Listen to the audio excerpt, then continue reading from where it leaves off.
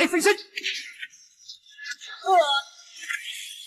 这是林正英拍摄的最后一部鬼片，当时拍摄时林正英已是肝癌晚期。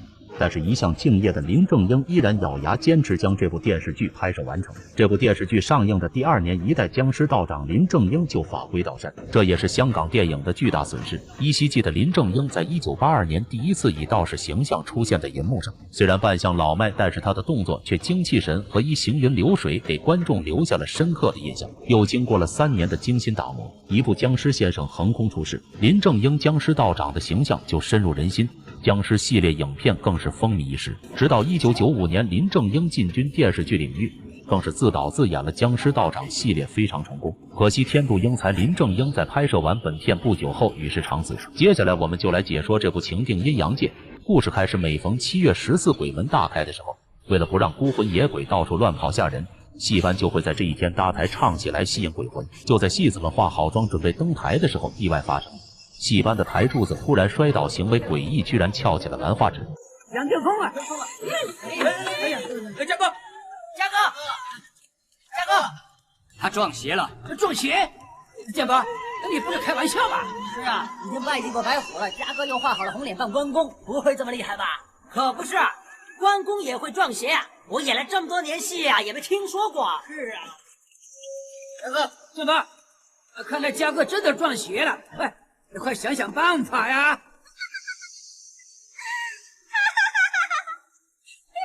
也不知道是什么年头，不但闰7月，连那些鬼也这么活跃。今年肯定多事，演场6国大风向，热闹热闹吧。什么6国大风向？对了，那些鬼想看6国大风向，哎，快吃锣鼓，哎，快进入上行动，演6国大风向。就在大家忙着换戏时，唐展鹏在观众席坐了下来。英叔好心提醒道：“这儿不是人来的地方。”可是唐展鹏身为戏班最大的赞助商，毫不在意。戏班的班主也好心过来劝阻，可是唐展鹏并不买账，拿起一旁的橘子就要吃。那颗不能吃。听到英叔的提醒，唐展鹏一口咬了下去。这不是给人吃的，给鬼吃的。英叔话音刚落，台上的关公提起关刀就冲了上来。所谓鬼也怕恶人，唐展鹏直接起身指着关公说道：“啊，你打我，凭什么打我？岂有此理啊！还打我？你家里有多少钱？你多得过我汤十一吗？湾仔的汤戏，谁不知道我汤十一最野蛮了？从来都是我打人，没人敢打我的。打我，打得我流血，想死啊！你赔得起吗？我看你这穷光蛋啊，赚的那点钱也花光了。打我！我告诉你，你刚才不是很凶吗？来砍我，不敢砍了。刚才那么凶，现在缩回去了。再敢动我一下，我说你一句话啊，打得你屁股尿流。打我，打你打！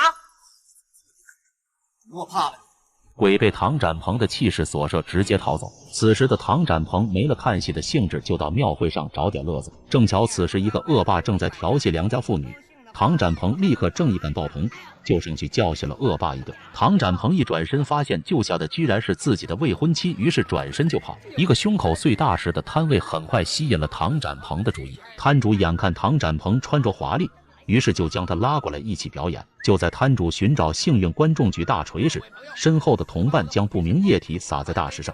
一个小姑娘踊跃报名，只见她举起大锤，还没等摊主做好准备就砸了下去，大石头应声而断。哎呀，喂，怎么比豆腐还软？摊主见自己的伎俩被识破，丢下东西就跑。另一边，被唐展鹏教训的恶霸为了出口气，就要跟唐母抢夺聚宝灯。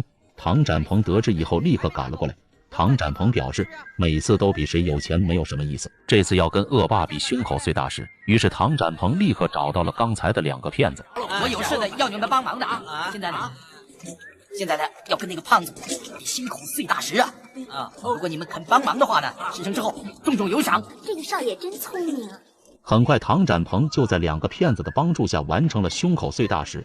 恶霸见状只能知难而退，将聚宝灯让给了唐家。次日，恶霸为了复仇，居然在大街上练起了胸口碎大石。结果恶霸太高估自己的抗击打能力，一命呜呼。满怀怨气的恶霸为了赢一次唐展鹏，于是拖着自己已经变质的身体来到欢德楼，决定跟唐展鹏在麻将桌上分胜负。结果小伙运气爆棚，连开数次13幺。可是随着恶霸身体开始腐化，身上不断传出怪味。就在恶霸快要赢下赌局时，晚饭时间到了。一桌山珍海味摆在小伙面前，他却十分不满意。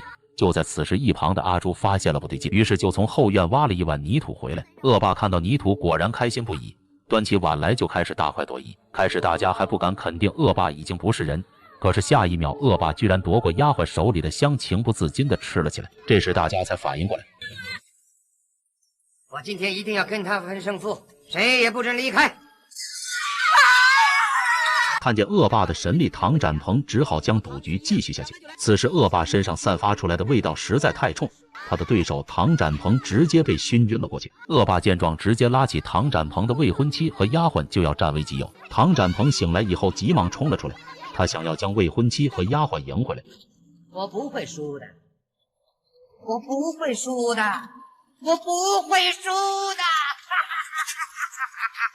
我死都不会输的。就在恶霸大放厥词的时候，太阳出来了。就这样，恶霸化做了焦土。唐展鹏也有惊无险地将未婚妻救了回来。事情结束以后，唐展鹏在路上发现了一个白衣美女，他色心大起，跳下黄包车就追了下去。哪有人呢？你叫哪个小姐啊？原来这个女人并不是人。英叔掏出一串佛珠将其镇住，然后劝说道：不能参透生死的情痴，只有继续沉沦苦海。我已经沉沦苦海20多年，我再也不想受这种苦了。我才上来找他，但是我始终找不到他。既然这样，你应该觉悟。我劝你早点回去吧。我会的，但是在我没有喝忘情水之前，到这来再看两眼。原来这个女鬼叫冷艳，她跟唐展鹏的上一世一直纠缠不清，由于放不下执念，所以迟迟不能投胎，又从地府上来寻找唐展鹏。次日，唐母听说儿子最近总是撞见怪事，就来找神婆问卦。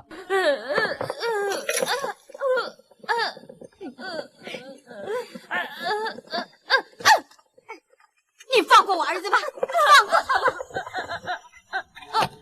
神婆算出唐展鹏被怨鬼索命没救了。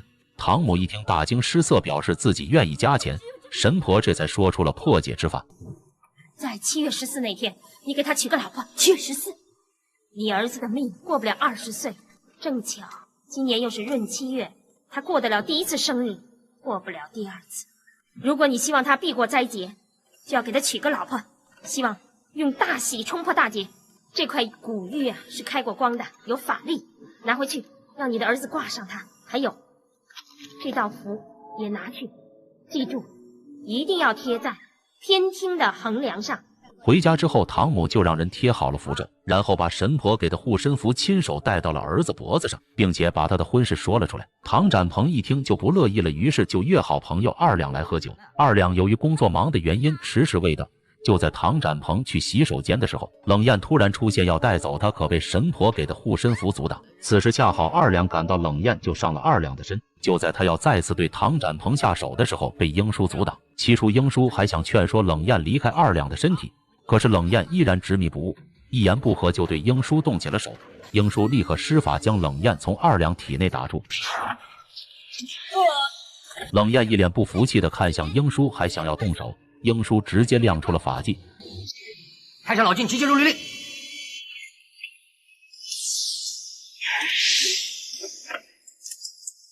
本堂3七教捉进世间魔。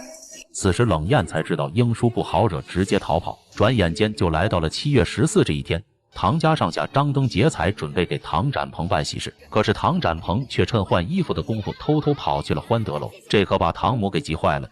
无奈之下，他们只好找来公鸡替唐展鹏拜堂。到了晚上，丫鬟阿朱来欢德楼寻找唐展鹏，在拉扯间，阿朱不小心扯掉了唐展鹏的护身符。冷艳趁机出现要带走唐展鹏，在回忆过往时，突然记起阿朱就是唐展鹏上一世的正妻，于是冷艳就想先干掉阿朱。就在此时，唐展鹏的酒也醒了，危急时刻，2两带着英叔赶到。这里面阴气很重。老家伙，我说过你阻挡不了我。英叔虽然出手消灭了冷艳，但是也没能救下唐展鹏和阿朱。看来命中注定的事情很难改变。由于现在是7月14阴气最重的一天，所以唐展鹏和阿朱阴魂不散又醒了过来。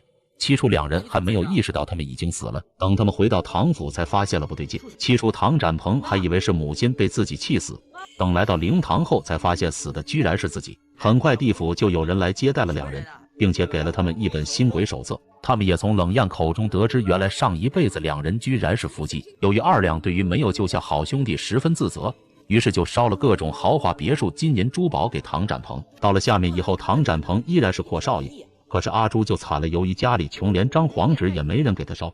为了生存，他只好又给唐展鹏做起了丫鬟。现在唐家唯一的继承人已经没有了，平时表现敦厚纯善的大表哥阿龙终于有了上位的机会。这是报应，报应你勾搭我妈。